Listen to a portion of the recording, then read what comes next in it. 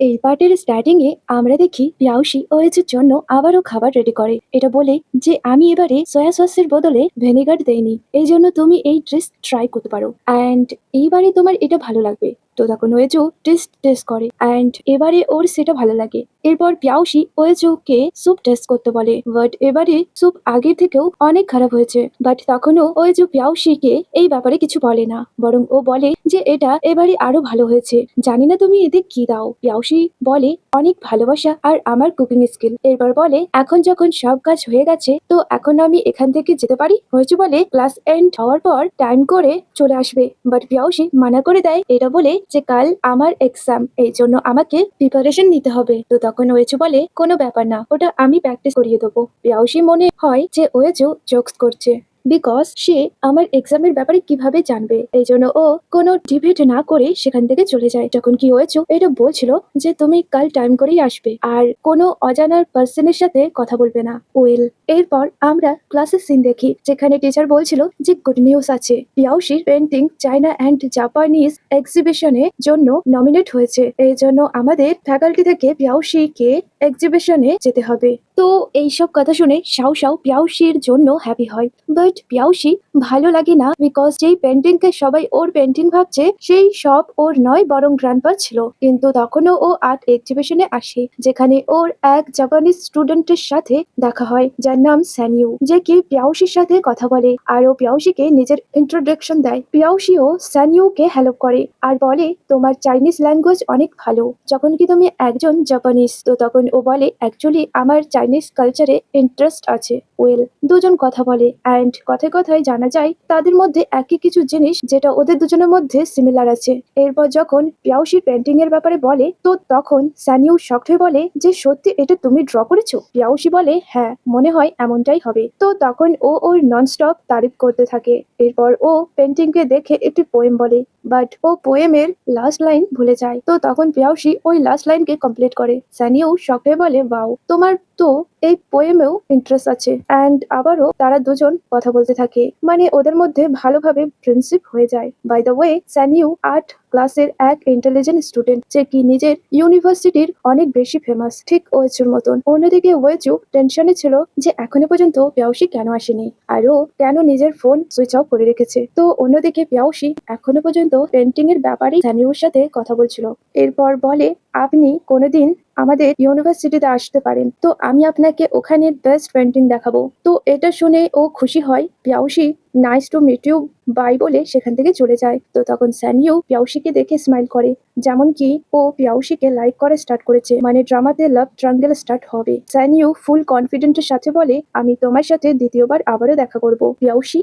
Well, next সিনে দেখি পিয়াউশি ওয়েচুর বাড়ি ফিরে আসে, কিন্তু ও দেখে ওয়েচু আগে থেকেই ডিনার রেডি করে রেখেছে, বিকজ পিয়াউশির অনেক লেট হয়ে গেছে। এই জন্য ও পিয়াউশিকে বকাবকি করে যে টাইম করে আসবে। পিয়াউশি বলে সত্যি কি এই নুডলস তুমি রেডি করেছো? ওয়েচু বলে হ্যাঁ, আর পিয়াউশিকে টেস্ট করতে বলে। পিয়াউশি কখনো ব্ল্যাক পেপার চাই আর কখনো ওয়াটার। তো তখন ওয়েচু চুপচাপ পিয়াউশির অর্ডার করা জিনিস এনে দেয় যাতে পিয়াউশির কোনো প্রবলেম না হয়। বাট পিয়াউশির হঠাৎ মনে পড়ে যে ওয়েচু দাঁড়িয়ে আছে কিভাবে, মানে স্টেয়ার থেকে তো ও পড়ে গিয়েছিল অ্যান্ড ওর অনেক চোটও তো লেগেছিল। এই জন্য পিয়াউশি বলে সিনিয়র ওয়েচু আপনার লেগস। ওয়েচু তো শক্টভাবে ভাবে আরে আমি তো ভুলে গিয়েছিলাম। তো তখন পিয়াউশি রাগে ভাবে চেঁচিয়ে বলে তুমি অনেক বড় ড্রামাবাজ আর লায়ার, অ্যান্ড তোমাকে আমি যেখান থেকে হোক কোর্টের পয়সা অ্যারেঞ্জ করে দেবো, কিন্তু আমি আবারও তোমার গোলামি করব না। অ্যান্ড তখনই সেখান থেকে চলে যায়। তো তখন ওয়েচুর বিরক্ত হয়ে বলে আমি কি করে ভুলতে পারি যে আমি পিয়াউশির সামনে লেগ ইনজার্ড হওয়ার অ্যাক্টিং করছিলাম যাতে আমরা দুজন কিছু টাইম স্পেন্ড করতে পারি। ওয়েল, আমরা দেখি পিয়াউশি রুমে এসে ওয়েচুকে উল্টো পাল্টা বলতে থাকে যে ওয়েচু অনেক বড় লায়ার, আর না আমি আমার লাইফে এমন কোনো লায়ারকে দেখিনি, মানে ও অনেক খারাপ অ্যান্ড ওর সাথে আমি কখনোই কথা বলবো না। তো তখন শাও শাও পিয়াউশিকে কাম ডাউন করায়। তো পিয়াউশি কিছু টাইম পরে চুপ হয়ে যায়। এরপর দেখি ও কালকের এক্সামের জন্য প্রিপারেশন নিচ্ছিল। তো তখন শাও শাও বলে আমি বাইরে যাচ্ছি স্ন্যাক বাই করতে, দেখো আমি এত স্টাডি করেছি যে আমি এত স্লিপ হয়ে গেছি। পিয়াউসী বলে, হ্যাঁ ঠিক আছে তুমি চলে যাও। আর ও যখন নিজের স্টাডি করছিল তো তখন ও কিছু বুঝতেই পারছিল না। তো তখন ওয়েজুর কল আসে যে কি পিয়াউসীকে ফিরে আসতে বলে। পিয়াউসী সব মানা করে দেয়। এটা বলে আমি মরে গেলেও তবুও তোমার কাছে ফিরে যাব না, লায়ার পার্সন। তো তখন ওয়েজু বলে, দেখো কাল তোমার এক্সাম, এই জন্য আমি তোমার প্রিপারেশনে হেল্প করব, অ্যান্ড তুমি বাচ্চাদের মতন জেদ করো না। কিন্তু পিয়াউসী মানতেই চায় না। তো তখন ওয়েজুর কিছু ফিল হয়, যেমন কি সেখানে কেউ এসেছে। তো তখনই কেউ পিছন থেকে ওয়েজুর ওপর অ্যাটাক করে। তখন ওয়েজু ওই পার্সনের অ্যাটাক স্টপ করে। আর হওয়ার কি, ওদের দুজনের মধ্যে ফাইটিং স্টার্ট হয়। বাই দ্য ওয়ে, এই পার্সন কে যে ওয়েজুর উপর অ্যাটাক করছে এই ব্যাপারে ওয়েজু জানতে পারে না। অন্যদিকে পিয়াউসিও বুঝতে পারে যে অফকোর্স কিছু হচ্ছে, যে মোবাইল থেকে এত বেশি শব্দ আসছে। এই জন্য ও প্রথমে তো হ্যালো করে, অ্যান্ড যখন কিছু ভাঙার শব্দ হয় ও তখনই ওয়েজুকে প্রোটেক্ট করতে চলে যায়। আর অন্যদিকে ওই মিস্টিরিয়াস গার্ল ওয়েজুকে হার্ট করতে চায়, অ্যান্ড ওয়েজু উইক বডির কারণে ঠিকভাবে হ্যান্ডেল করতে পারছিল না।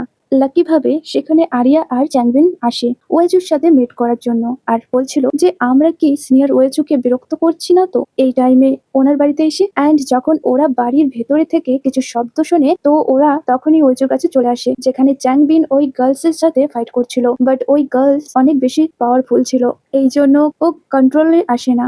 তখন আরিয়াও ওর সাথে ফাইট করতে থাকে, যার কারণে ওই গার্লস দূরে গিয়ে পড়ে। আর তখনই ও সেখান থেকে পালিয়ে যায়, অ্যান্ড ওর পিছনে আরিয়া আর চ্যানবিন দুজনই বাইরে আসে। বাট ওই গার্লস সেখান থেকে পালিয়ে গেছে। তো তখনই ওরা এক হেয়ার ক্লিপ পায়, যেটা ওরা ওই গার্লস এর ভেবে নিজের কাছে রেখে দেয়। ওয়েল এরপর দেখি তিনজন একে অপরের সাথে কথা বলছিল যে এটা কার কাজ হতে পারে। অ্যাকচুয়ালি এখনো পর্যন্ত ওরা বুঝতে পারে না যে ওই পার্সন একজন গার্ল নাকি বয়, যে হঠাৎ ওয়েজুর ওপরে অ্যাটাক করছে। আরিয়া বলে, আমরা বাইরে এই হেয়ার ক্লিপ পেয়েছি। তো তখন ওয়েজু বলে, এমনিতে আমার বাড়ির বাইরে অনেক জায়গায় সিসিটিভি ক্যামেরা লাগানো আছে, বাট যেই হিসেবে ওই হিডেন পার্সন এর ফাইট স্কিল ছিল ও অবশ্যই ক্যামেরা থেকে লুকিয়ে এন্ট্রি করেছিল। আরিয়া অ্যান্ড চ্যাংবিন দুজন বলে আজ এখানেই আমরা রেস্ট করব, যাতে ওরা ওয়েজুকে প্রোটেক্ট করতে পারে। কিন্তু ওয়েজু মানা করে দেয়। তো তখনই পিয়াউসি সেখানে আসে, অ্যান্ড ওয়েজুর জন্য অনেক টেনশনে ছিল, অ্যান্ড বলে তুমি কি ঠিক আছো? ওয়েজু বলে, হ্যাঁ, শুধু এখানে একটি ক্যাট ঢুকে পড়েছিল যার কারণে এই সব হয়েছে। তো তখন পিয়াউসিকে টেনশনে দেখে আরিয়া অ্যান্ড চ্যাংবিন স্মাইল করে। পিয়াউসি বিরক্ত হয়ে বলে,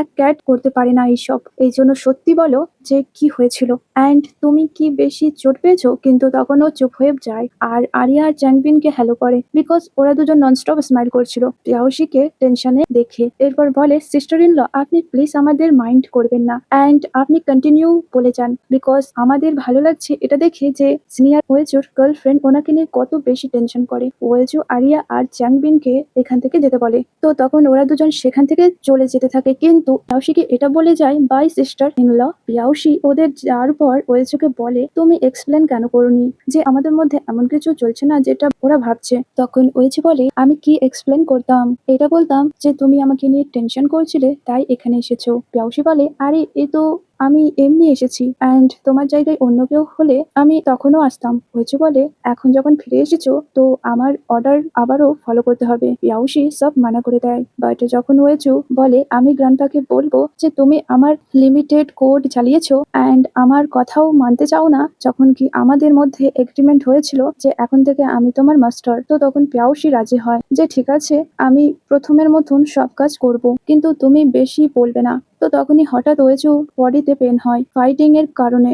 এই জন্য পিয়াউসি ওয়েজুকে ওর রুমে নিয়ে আসে, যাতে ওয়েজু সেখানে আরাম করতে পারে। ওয়েজু পিয়াউসিকে বলে, তুমি এখন হোস্টেলে ফিরে যাও।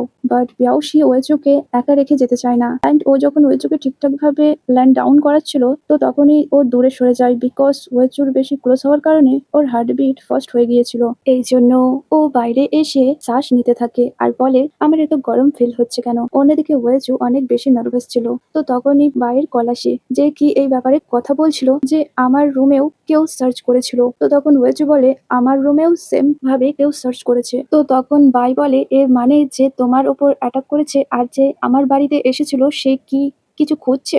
আর অন্যদিকে পিয়াউসি যে কি বাইরে ছিল তখন ও এক ইনসেক্ট দেখে ও অনেক জোরে চেঁচিয়ে ওঠে। বাই যখন শব্দ শোনে তখন ও শকড হয়ে বলে, পিয়াউসি কি এখনো পর্যন্ত নিজের হোস্টেল রুমে ফিরে যায়নি? তো তখন ওয়েজু বলে, আমি পরে কথা বলবো। আর তখনই ও জলদি করে বাইরে চলে আসে। তো তখন ওকে পিয়াউসি টাইটলি হাক করে নেয়, এটা বলে, ওখানে একটা ককরোচ আছে। ওয়েজু বলে, কি ককরোচ? পিয়াউসি বলে, হ্যাঁ, যাকে আমি বেশি ভয় পাই। তখন ওয়েজু বলে, এটা ককরোচ নয়, ওটা গোল্ডেন টার্টল। তাই এত বেশি ভয় পাওয়ার কারণ নেই। আর তখনই ও গোল্ডেন টার্টলকে তাড়িয়ে দেয়। পিয়াউসি একটু বেটার ফিল করে, বলে কাল আমার এক্সাম, তাই আমায় স্টাডি করতে হবে, এই জন্য আমি হোস্টেলে ফিরে যাচ্ছি। তো তখন ওয়েচু পিয়াউসিকে স্টপ করে বলে, না এখন তুমি কোথাও যাবে না, বিকজ আমি তোমায় এক্সাম প্রিপারেশন করাবো। পিয়াউসি মানতে চায় না, বাট ওয়েচু ওকে রাজি করিয়ে দেয়। এরপর দেখি ওয়েচু পিয়াউসিকে ইম্পর্টেন্ট নোট দেয় আর বলে এগুলো রিড করে নাও, তাহলে তুমি সব বুঝতে পারবে। পিয়াউসি বলে তোমার আর্টে এত নলেজ কিভাবে? তো তখন ও বলে আর্ট অ্যান্ড তাইচি দুটোই সেম, এই জন্য তাইচি জানে সে আর্টও জানে। ওয়েল পিয়াউসি স্টাডি করে, তো সেখানে ওয়েচু পিয়াউসির টাইম টেবিল রেডি করেছিল। এরপর বলে আমি ট্রেনিং টাইম সেই সময় ফিক্স করেছি যখন তোমার ক্লাস এন্ড হবে। এমনটা করলে ট্রেনিংও হবে আর তোমার স্টাডিতেও প্রবলেম হবে না। পিয়াউসি টাইম টেবিল দেখে এরপর বলে ওয়েট, মানছি যে আমার স্টাডিতে কোনো প্রবলেম হবে না, বাট আমার বডি আর আমার লাইফে তো এফেক্ট পড়বে। বিকজ তুমি দেখো তুমি কত বেশি কিলোমিটার্সের রানিং আর কত বেশি পুশ আপ লিখেছো অ্যান্ড আরো অনেক কিছু। বাট ওয়েজু পিয়াউসির কথা শোনে না, বরং বলে এই সব তো তোমায় করতেই হবে। আর তখনই ও সেখান থেকে চলে যায়। ওয়েল পুরো রাত স্টাডি করার পর নেক্সট ডে যখন এক্সাম দিতে যাবে তখন ওয়েজু বলে প্রোটিন ড্রিঙ্ক নাও। পিয়াউসি সেটা ফোর্সফুলি নিয়ে নেয়। তো তখন ওয়েজু ওর ফেসকে ক্লিন করে দেয় অ্যান্ড তখনই পিয়াউসি সেখান থেকে চলে যায়। এরপর ও এক্সাম দিতে আসে অ্যান্ড ও এক্সাম পেপার দেখে সারপ্রাইজ হয় যে এইসব তো সেই কোশ্চেন যেগুলো ওয়েজু নোটবুকে ছিল। এই জন্য খুশি হয়ে ও সব প্রশ্নের আনসার দেয়। বাট সাউ টেনশনে ছিল বিকজ ওর বেশি কিছু মনে ছিল না।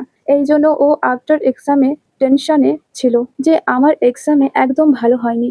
বাট পিয়াউসি তো অনেক হ্যাপি ছিল বিকজ ওর এক্সাম অনেক ভালো হয়েছে। তো তখনই টিচার আসে অ্যান্ড নিউ স্টুডেন্টের ইন্ট্রোডিউস করায়, যে কি আর কেউ নয়, সানইউ ছিল, যে কি স্পেশালি পিয়াউসির জন্যই এই ইউনিভার্সিটিতে এসেছে। অল গার্লস ওকে দেখে খুশি হয় অ্যান্ড পিয়াউসিও শক ছিল।